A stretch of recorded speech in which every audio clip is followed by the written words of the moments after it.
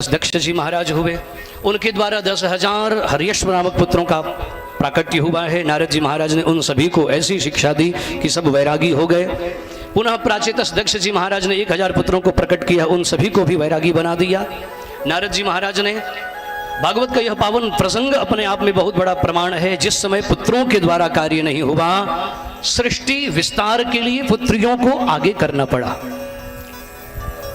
जो लोग शुरू से कथा सुन रहे हैं उन्हें बातें समझ में आएंगी, क्योंकि भागवत महापुराण 18,000 श्लोकों का ग्रंथ और एक परम सिद्ध साधक महापुरुष की सन्निधि में यह कथा हो रही है, इसलिए मूल कथा को सुनाना आवश्यक है। बोलो वृंदावन बिहारी लाल की, वत्सल भगवान की। कई लोग कहते हैं कि हमारे सनातन संस्कृति में माताओं का, बहनों का अपमान है। अच्छा बताइए, कौन कहता है? हमारी सनातन संस्कृति ने जितना माँ बहनों का सम्मान किया, शायद ही कोई धर्मपंथ मजहब कर सकता है। अच्छा बताइए, हमारे यहाँ शंकर गौरी कहते हैं ना, गौरी शंकर कहते हैं जी, शंकर गौरी कहते हैं ना, गौरी शंकर कहते हैं। तो आप लोग जानते हुए भी ऐसा क्यों कम बोल रहे हो? सीताराम कहते हैं ना, राम सीता कहते हैं, सीताराम।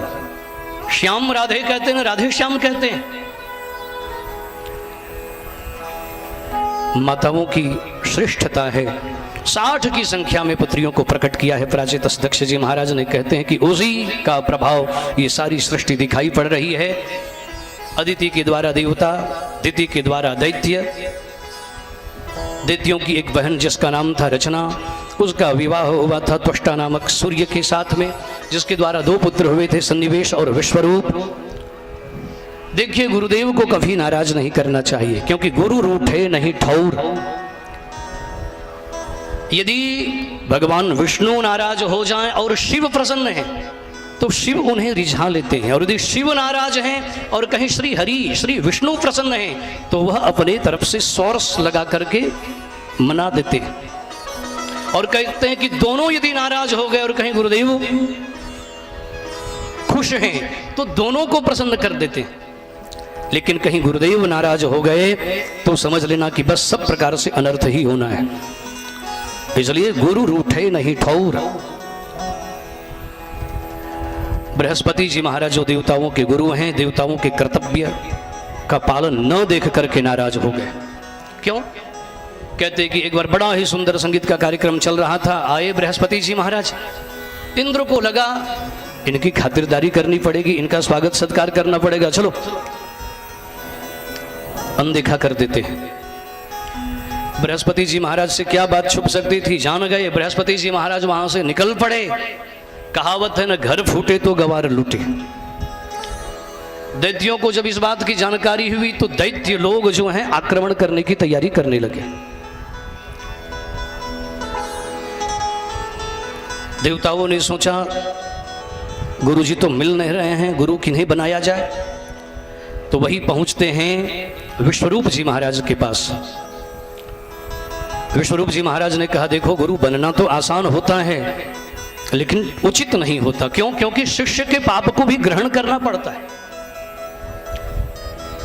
अरे भाई, पुरोहित का कार्य, गुरु का कार्य अन्य लोगों को लगता सुगम है, लेकिन सुगम है नहीं। यदि उसी प्रकार जप तप आराधना वगैरह नहीं हुई तो दूसरे के भी कुकर्म अकर्म जो है प्रभावित कर देते।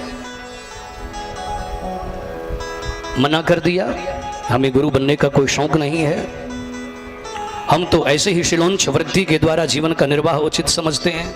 देवताओं ने कहा कि महाराज हम आपकी शरण में हैं, आपको कृपा करनी चाहिए। तो विश्वरूप जी महाराज ने स्वीकार तो किया हुआ है। अपने शिष्यों की सुरक्षा के लिए बड़ा सुंदर मंत्र वगैरह का प्रयोग करने लगे। लेकिन कहते कि वह विश्वरूप जी महाराज के 3 मुख थे। तस्यासन विश्वरूपस्य शरांसि त्रीणि भारत, सोमपीठम सुरापीठम अन्नादम इति शुश्रुमा। कहते हैं कि एक मुख से वह देवताओं के लिए आशीर्वाद देते हुए, देवताओं की मंगल कामना करते हुए हवन डालते। और कहते हैं कि मन से जो है दैत्यों के लिए भी, क्योंकि उनकी माता जो रचना थी दैत्य वंश से उनका संबंध था, मामा का पक्ष जो था वह दैत्य पक्ष का था। इंद्र जी महाराज को जैसे जानकारी हुई है, मार डाला है अपने गुरुदेव को। कहते हैं कि ब्रह्महत्या लगी हुई है। ब्रह्महत्या 4 भागों में विभाजित की गई। स्त्री भू जलद द्रुमैरेणो विश्वरूप वधोद्भवम। स्त्रियों को दिया गया, स्त्रियों ने वरदान मांगा, जीवन पर्यंत सहवास शक्ति से हम युक्त रहे। पृथ्वी को दिया गया, पृथ्वी में वह बंजर भूमि के रूप में दिखाई पड़ता है। पृथ्वी ने वरदान मांगा, मुझे यदि कहीं गड्ढा भी कर दिया जाए तो मैं बाद में भर जाऊं। जल ने वरदान मांगा, मुझे जितना प्रयोग में लिया जाए उतना मैं बढ़ता चला जाऊं। और द्रुम कहते हैं पेड़ पौधों को, पेड़ पौधों को भी ब्रह्महत्या मिली हुई जो गोंद के रूप में दिखाई पड़ती है।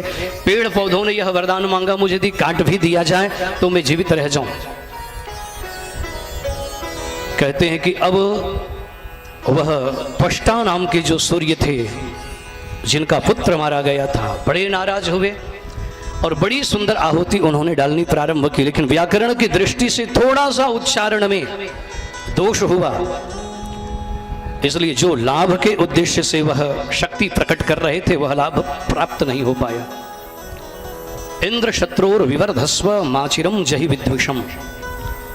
देखिए संस्कृत व्याकरण में ह्रस्व दीर्घ तो है ही, ह्रस्व दीर्घ के बाद में प्लुत भी उच्चारण का प्रकार है, प्रयोग है। और वह प्लुत के उच्चारण से अर्थ काफी परिवर्तित हो जाता है।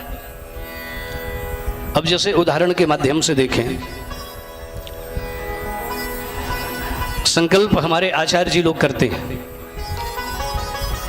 संकल्प में यह कराया जाता है, अप्राप्त लक्ष्म्याः प्राप्त्यर्थम प्राप्त लक्ष्म्याः चिरकाल संरक्षणार्थम।